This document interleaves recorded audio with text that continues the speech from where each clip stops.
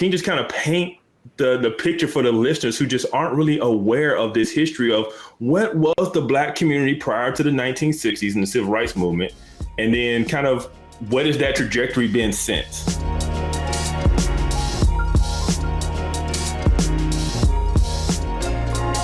Yeah, so there's a interview between a woman named Nikki Giovanni and James Baldwin. James Baldwin. Yeah, James Baldwin. Yeah.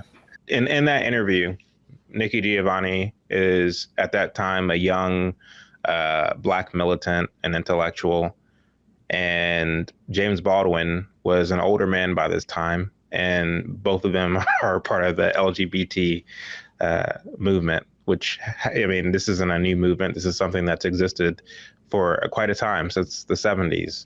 Back then it was called the Gay Liberation Movement. Anyway, so they're talking about Black culture and the shift of Black culture as they see it. And one of the things that Nikki Giovanni said in that interview, and this was shot in 1972, I believe, that she says that one of the biggest shifts has been the Black woman. And she says that, you know, my mother and aunts were pretty compliant when it came to their marital relationships. They were a kind of helpmate to their husbands. But my generation of women, and again, this is the 70s, we say, no way, we're going to go our own way, she says. And so she's kind of admitting to this kind of rebellion that was very much in the air around the 1970s. Again, it didn't only have to do with Black people. It was widespread amongst the youth generation in that time. It just had a different effect on different cultures, so to speak.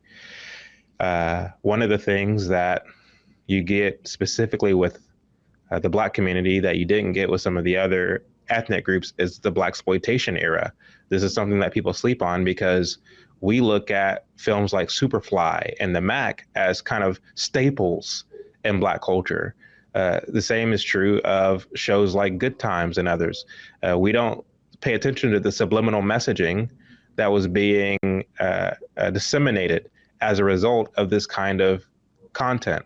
If you ask the average Black person today, what is Black culture? I guarantee you they'll start naming television shows. And that's a shame, because what you should name is your upbringing and that of your grandparents and what it used to be like going to, you know, this place or that place with your grandparents and so on and so forth.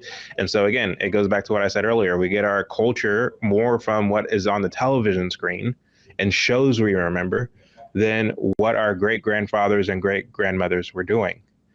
So there's a kind of disconnect between what life was like for Blacks prior to the 60s and what it's like now, to the extent that you had racial friction prior to the 1960s.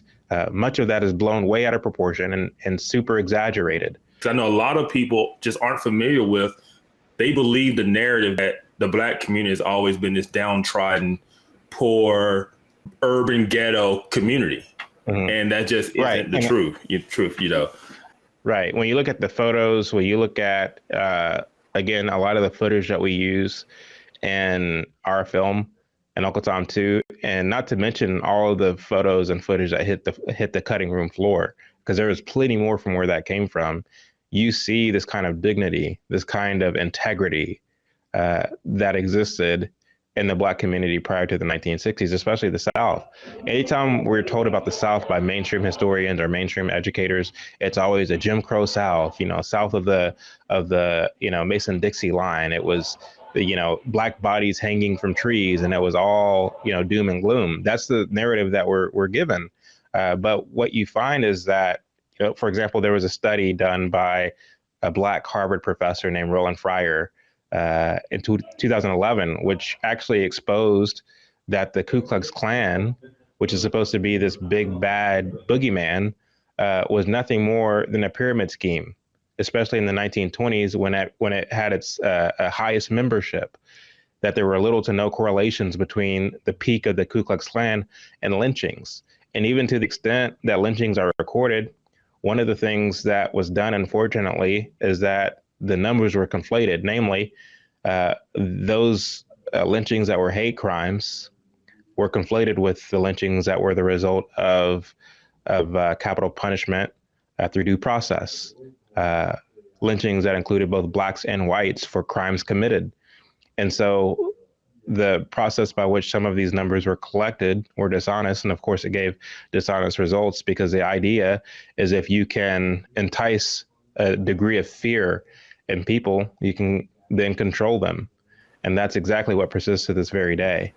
And so it's become a kind of thing of paranoia that's being instilled in Black youth, where you believe that because you come from a lineage of folks who have always been oppressed, who have always had a boot on their neck, who have always been subject to racism by the white man,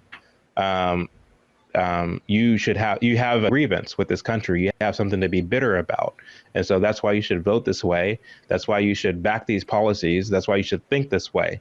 And so even though we have so many opportunities here in this country, we hold ourselves back, and we refuse to seize those opportunities because we feel that there's a racist boogeyman around the corner who will snatch it out of our hands. But if that's the case, then why is it that our African brothers and sisters come here from Nigeria, from Kenya, from Ghana, from other countries, and they start their businesses and they do quite well, to where a generation or two from now, their children are in the upper middle class? The same is true of our neighbors south of the southern border, coming from Honduras and Mexico and other countries like that. And so why is it that these people with dark skin can walk into America and do quite well for themselves? And I'm not hating on them. Hey, more power to you. But they have dark skin like we do. And so what's really going on? I suggest that it's a mindset issue and not so much a issue of reality.